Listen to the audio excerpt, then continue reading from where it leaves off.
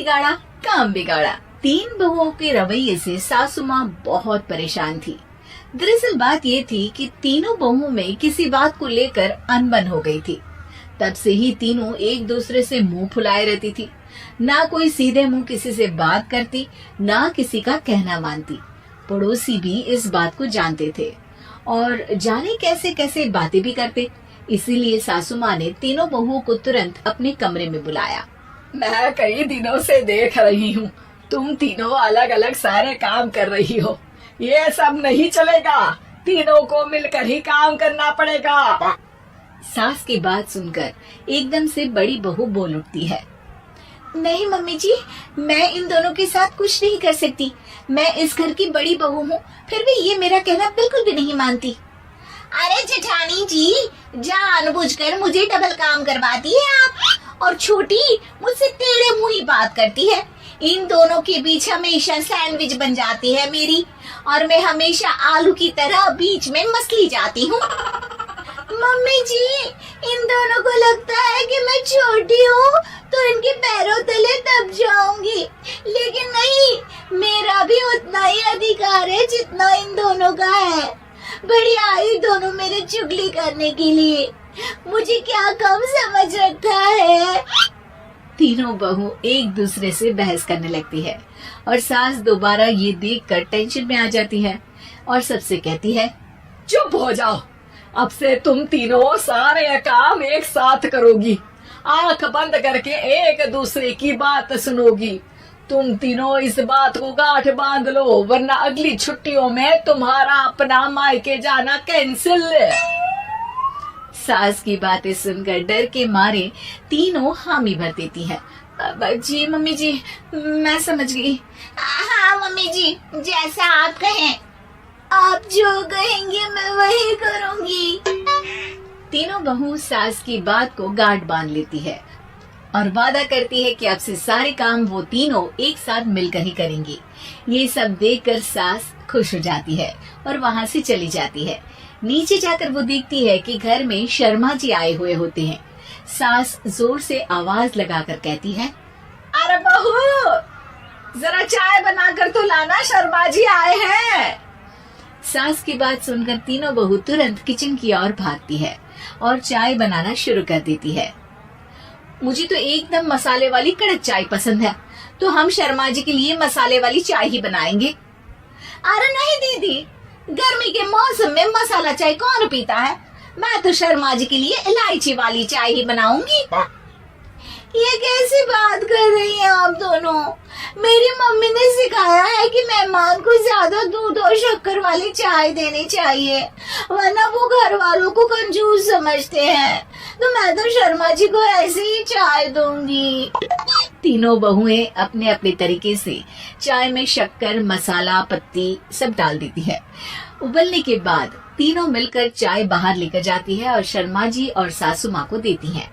चाय पीने के बाद शर्मा जी सासू माँ को देखकर शर्मा जाते हैं और शर्मिंदा महसूस करते हैं कि आखिर उन्होंने चाय पीने के लिए हामी क्यों भरी। सासू माँ भी चाय पीना शुरू करती है और कहती है, अरे बहू, ये कैसी चाय बनाई है? चाय है या मीठे दूध की बासुंदी? हाँ, चाय अच्छी नहीं लगी क्या? कोई बात नहीं, हम पराठा बनाकर लाते हैं। चलो चलो अंदर। हाँ हाँ चलो। हाँ आती हूँ मैं भी। नहीं नहीं, मेरा पेट चाय नहीं चौपट कर दिया वही काफी है, पराठे से पोपट नहीं करवाना, मैं तो चलता हूँ। शर्मा जी चुपचाप पतली गली से निकल जाते हैं। अगले दिन सास बहुओं से कहती है, अरे बहू, जाओ जाके ऊपर के गेस्ट हाउस की सफाई कर दो। कल हमारे यहाँ मेरे दूर के रिश्तेदार आने वाले हैं, तो पूरे कमरे को चमका देना, समझी?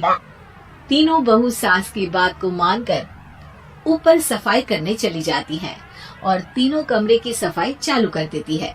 बड़ी बहू मकड़ी के जाले साफ करती है, तो बीच वाली झाड़ू लगाना और छोटी वाली सर्फ डालकर जमीन धोना शुरू कर देती है। अरे दीदी, जेठानी जी, अभी मैंने पूरी फर्श धोई और अब फिर से धूल नीचे गिरा रही हैं। और मछली जेठानी जी, आप बिना झाड़ू की धूल यहाँ छटक रही हैं। तीनों को साफ करना है, एक साथ सफाई करते हैं ना। अरे वही तो, हम साथ साथ हैं, घर साफ साफ है। तीनों बहू ऐसे ही काम में उलझ जाती हैं और 2 घंटे तक एक ही कमरे की सफाई करती रहती हैं। बहुत देर से अपनी बहुओं को ना देखने के कारण सास ऊपर कमरे में उन्हें देखने जाती है, लेकिन कमरे में घुसते ही वो गीली फर्श पर फिसलने के कारण नीचे गिर जाती है। ओरी मोरे मैया, हड्डी मरोड़ के रख दी। आए मेरी तो कमर ही टूट गई रे। तीनों बहुएं सास को उठाती हैं और बिस्तर पर सुला देती है। अरे मेरे हाथ पैर दर्द कर रहे हैं, दबा दो आराम मिलेगा। हाँ जी माँ जी। अरे जी माँ जी माँ जी।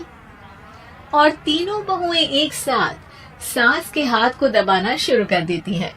माँ की तो चीख ही निकल जाती है और नतीजा ये होता है कि सास के बचे हुए शरीर में भी दर्द उठ जाता है। हाय राम, ये क्या कर दिया तुम तीनों ने। अरे मेरी तो किस्मत ही फूटी है कि तुम जैसी बहुएं मुझे मिली। हे भगवान, पूरे शरीर में दर्द बढ़ गया है। अब तो पता नहीं कि चल भी पाऊंगी या नहीं। माफ करो, मुझे गलती हो गई मुझसे कि तुम तीनों को एक साथ काम करने के लिए बोला। सोचा था तीनों मिलके अच्छे से काम करेगी, लेकिन बड़े बुजुर्ग सही कहते थे कि 3 तिगाड़ा काम बिगाड़ा।